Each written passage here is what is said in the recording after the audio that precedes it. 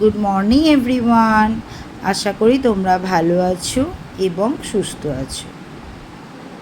আজ আমরা গরমের ছুটিতে আবারও একটা অনুচ্ছেদ পড়ব।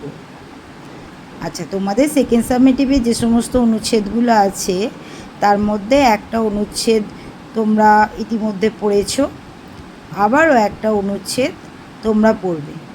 চলো দেখি আজকে কি অনুচ্ছেদ পড়বো আমরা। দেখো, উপরে যেমন অনুচ্ছেদ লেখার আগে যে সম্পর্কে অনুচ্ছেদ লিখছো তার একটা শিরোনাম বা হেডিং করতে হয়, সেটা আমিও আজকে করেছি। দেখো, মেলা। তোমরা মেলা দেখেছো, বলো মেলায় কি হয় বলো তো? জিনিসপত্র কেনা বেচা হয়, তারপরে বিভিন্ন ধরনের দোকান পসরা বসে, সেই দোকানে তোমরা খেলনা, জিলিপি, বাদাম এসব কিনে থাকো। সেই নিয়েই আজকে এই মেলা রচনাটা আজকে আমরা পড়ব। তোমরা বারবার বাড়িতে এটা অনুশীলন করবে, বারবার অভ্যাস করবে। দেখো কি লিখেছি। মেলা। মেলা কথাটির অর্থ মিলন ক্ষেত্র। অর্থাৎ মেলা কথাটির অর্থই হচ্ছে মিলন ক্ষেত্র, যেখানে অসংখ্য মানুষের সমাগম হয়। অর্থাৎ মেলার মধ্যে অনেক মানুষ এক জায়গায় একত্রিত হয় এবং যেখানে পরস্পরের মধ্যে ভাবের আদান প্রদান এবং মেলবন্ধন ঘটে। আমাদের দেশে বিভিন্ন সময় বিভিন্ন ধরনের মেলা হয়। দেখো, আমাদের দেশে অর্থাৎ আমাদের দেশ তো ভারতবর্ষ, এখানে বিভিন্ন ধরনের মেলা হয়। কারণ যেহেতু এখানে বিভিন্ন ধর্মের মানুষেরা বসবাস করে, বিভিন্ন জাতির মানুষেরা বসবাস করে, তো তাদের রীতিনীতি প্রথা অনুযায়ী বিভিন্ন ধরনের মেলা হয়। যেমন বই মেলা, চড়কের মেলা, পৌষ সংক্রান্তির মেলা ইত্যাদি। আচ্ছা, আমাদের এখানকার এরিয়ার মধ্যে বা আমাদের এখানে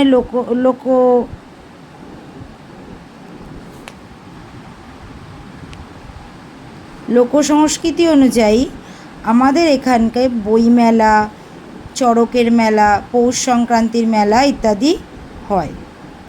মেলা একটি ফাঁকা স্থানে অনুষ্ঠিত হয়। অর্থাৎ মেলা দেখবে একটি ফাঁকা মাঠে, কোনো স্কুলের মাঠ বা যেখানে ফুটবল খেলার মাঠ, সেরকম ফাঁকা মাঠে অনুষ্ঠিত হয়, যাতে অনেক মানুষ এক জায়গায় সমাবেত হতে পারে বা জড়ো হতে পারে। যেখানে বিভিন্ন ধরনের খাবারের দোকান, খেলনার দোকান, নাগরদোলা, বইয়ের দোকান বসে।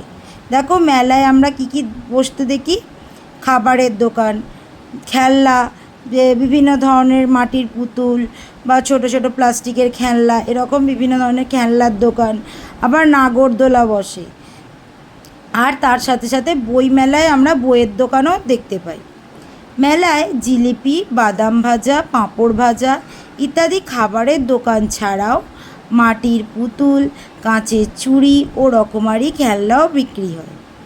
দেখো তাহলে কী কী ধরনের দোকান বসে সেটা দেখো। বাদাম ভাজা, জিলিপি, পাঁপড় ভাজা ইত্যাদি। আবার এছাড়াও মাটির পুতুল, কাঁচের চুড়ি আর রকমারি খেলনা, যেরকম প্লাস্টিকের বিভিন্ন ধরনের খেলনা, যেগুলো বাচ্চাদের বা শৌখিন ঘর সাজাবার খেলনাও বিক্রি হয়।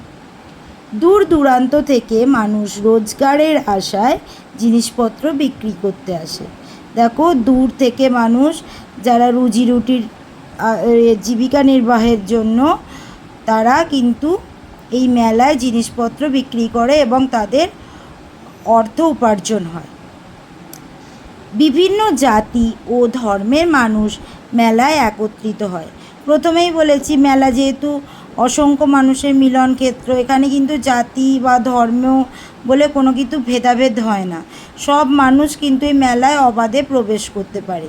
তাই বিভিন্ন জাতি ও ধর্মের মানুষ সে একত্রিত হতে পারে। তাই মেলার গুরুত্ব অপরিসীম। দেখো, মেলা আমাদের কিন্তু খুবই আনন্দ দেয় এবং অনেক নান্দনিক সৌন্দর্য আমরা এর মধ্যে উপলব্ধি করতে পারি। তাই মেলার একটা গুরুত্ব থেকেই থাকে। এই রচনাটা তোমরা পড়বে এবং ভালো করে অভ্যাস করবে। যদি কোথাও কোনো অসুবিধা থাকে আমাকে ক্লাসে জানাবে। বাই।